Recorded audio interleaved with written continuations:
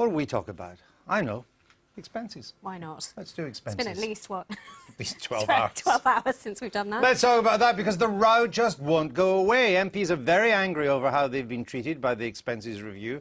Some are questioning whether to accept their punishment. Now, in the last hour, approximately 50 Labour MPs have met in Committee Room 11 in the Commons to vent their frustration to the Deputy Labour leader, Harriet Harman, though why it's her fault escapes me. One ex-minister told the BBC that he's told the Prime Minister last night, quote, "The day I'm forced to sign a cheque is the day I decide I won't be standing as an MP at the next general election."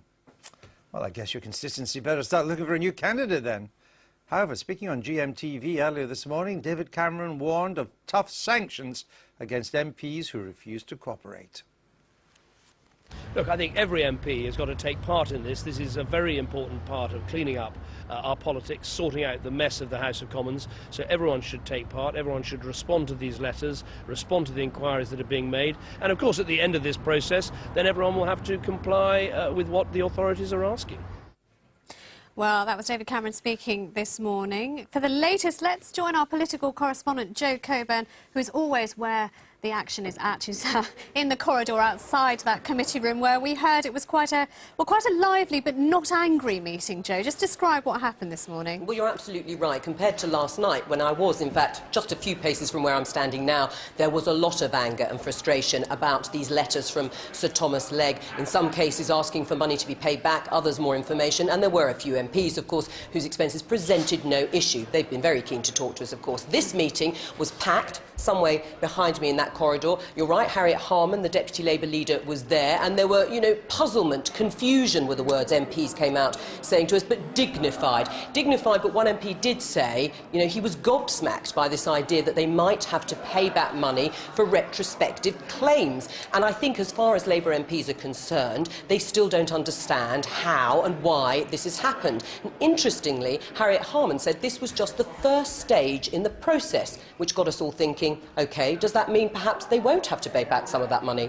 Certainly seems to be a little bit of a row back from yesterday's stance, which is, for heaven's sake, just pay it, make this go away. Well, exactly. And, it was all about Gordon Brown, the Prime Minister, leading by example, agreeing to pay back more than £12,000, an eye-watering figure. Now, we don't know some of the other MPs' individual figures. It'll be up to them to decide whether they want to publish those details. But Harriet Harman used a phrase, no conclusive determination. Now, as far as we're concerned here, that sounded like there may be some time in these 3 weeks that MPs have got to respond to Sir Thomas Legge to negotiate, perhaps question some of the claims and the amounts of money that he's asking for before they actually make up their minds about what they are going to do. But Downing Street, of course, was under no illusion. MPs really should respond and cooperate fully and promptly in order for the matter to be closed. So as it stands at the moment, it looks as if we're going to have at least another few weeks of this. Thank you very much, Joe. Thanks indeed. We're now joined by the Lib Dem MP, Norman Baker. Welcome back to the Daily Politics. Whatever the rights or wrongs, is it politically possible for an MP who wants to be re-elected to say, I'm not paying the money back? No, it isn't. The rough will go with the smooth. Some MPs may be hard done by, others may get off lightly, but the reality is MPs have lost the right to determine this for themselves. If Sir Thomas Legge says pay up, they'll have to pay up. With one proviso, if there is information which is factually inaccurate, then obviously that must be challenged. And I say that because... You've got your Legge letter. I've got mine. May I open it on your programme? It's a bit like the Oscars. No, it's like the exam results. It tells me I don't have to pay anything back, but it then says on here, I've got a conclusion about needing to provide evidence of mortgage interest payments. I've never had a mortgage. I've never claimed a mortgage from the taxpayer, and I've asked for principal, but he wants evidence of mortgage interest payments. It seems to me that if that is standard practice... There may be some factual errors in a lot of the letters. Factual errors. I know of 2 other MPs with similar factual errors. MPs will make the most. And I understand that. Mr Brown and Mr Cameron have made it clear, though, that putting aside clear factual mistakes, if Legge wants the money back, they should pay the money back. They've done so already. What's Mr Clegg? I've got to be not Legge, Mr Clegg's position, your leader. No, he said the same thing. I mean, we've been encouraged, those of us, well, not me, but other MPs who've been in the... Just pay it back. Just pay it back and get it out of the way. And yet people will be puzzled. I mean, obviously the mood of the public is pay the money back.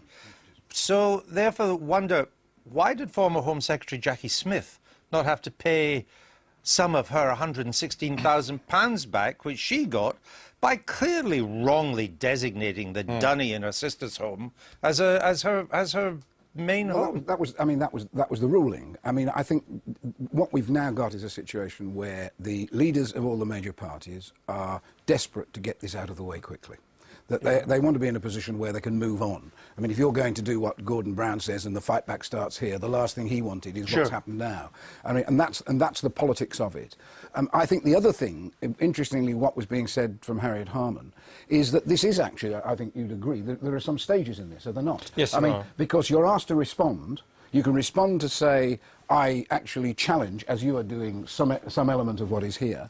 But it may be that if a large number of MPs say, we actually think that this process has some flaws in it, Legg may be willing to consider that. So there are a number of processes going. I understand. But I don't believe that at the end of the day, if we finally reach a position, as we will, where money has to be paid back and a figure is known, that MPs will not have to do that. I understand that, and I want to come back to Jacqui Smith, because it wasn't the decision. The inquiry quite clearly found her guilty. Indeed, they found her misrepresenting the number of nights she had spent in the so-called main home in London, instead of, what a surprise, her family home was actually her family residence in Redditch. She only got away with it because the MPs committee that had to consider this, apparently the Tories and the Lib Dems never turned up, and there were like 5, Newsnight this, there were 5 Labour MPs turned up and 1 Tory.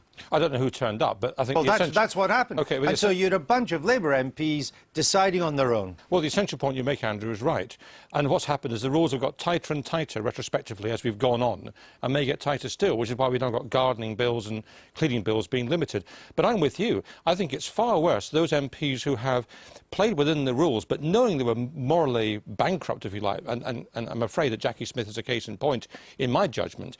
That's never her main home, and she knew that. Exactly. That's very different. And that's where real money was being made. It is real money, but it's also a different level to say whether Gordon Brown paid too much for cleaning. Yeah, but let's look at Gordon Brown's situation here. That he designated his second home, and don't forget, he's lived in either 10 or 11 Downing Street since 1997. He designated his second home as a wee flat in Westminster. Then, when he moves into to 10 Downing Street, he suddenly designates his second home his Scottish home, and that allows him to claim a lot of expenses. Now, if he's getting one home free on us, the taxpayer, why should he be able to claim for a second home? Well, that's a very fair question. And I mean, what's the answer? Well, I mean, the answer is that that the second home that he seems to be that he shifted from was the one that he goes back to get the release from actually being in Downing Street.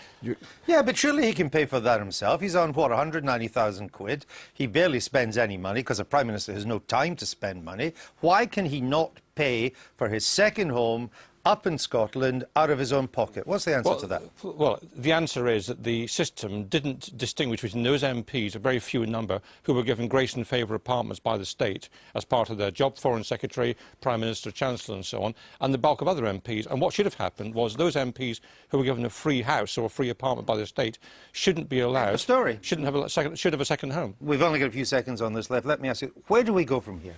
We have a mess for the next 3 weeks, I'm afraid. After that, we have Sir Christopher Kelly, and at that stage, he will bring forward a new system. And I hope to God what my colleagues in Parliament will do is just vote en bloc, sight unseen, for whatever he suggests. If we start trying to pick and choose the best bits of what he suggests, we'll be in further trouble next year. All right. It's got to be right.